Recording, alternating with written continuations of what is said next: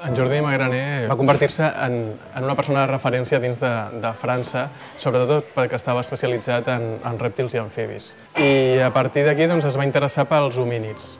I en veure que Darwin no explicava el perquè de la consciència, ell va desenvolupar una teoria. Hi ha un esglau perdut dins del que és la cadena evolutiva, que és el que nosaltres aquí coneguem com Yeti, però que científicament està provat. O sigui, hi ha quelcom, hi ha un home, un homínid, que falta i que no explica el per què nosaltres hem desenvolupat la consciència que ens distingeix com a éssers vius. Va trobar que a l'Hindu Kush hi havia una ètnia de 3.000 i pico habitants que està a les muntanyes de l'Hindu Kush, que eren pagans, i hi ha gent que diu que sí que l'ha vist. Allà es diu Bahmanu.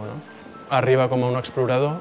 Hi ha un moment extraordinari durant la meva investigació, que és el moment que als seus diaris diu: ha nascut una nova força, els talibans. Veus com la pressió augmenta al seu voltant i veus com allò que en un moment era l'uniforme d'un científic, d'un explorador romàntic, es converteix de sobte en un soldat. Trobo la història més impressionant que havia escoltat mai. Vaig anar, entre d'altres coses, amb l'encàrrec de la família de posar la làpida, però jo anava a fer la investigació. Tractar d'esbrinar alguna cosa més sobre un crim que els governs no han fet res per dilucidar de debò.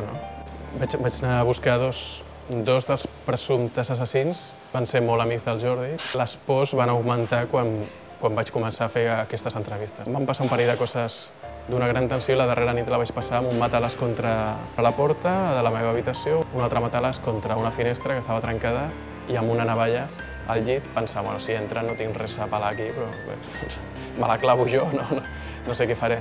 I si a mi em diuen de tornar al Pakistan, jo no torno. O sigui, no em queden gens de ganes de tornar.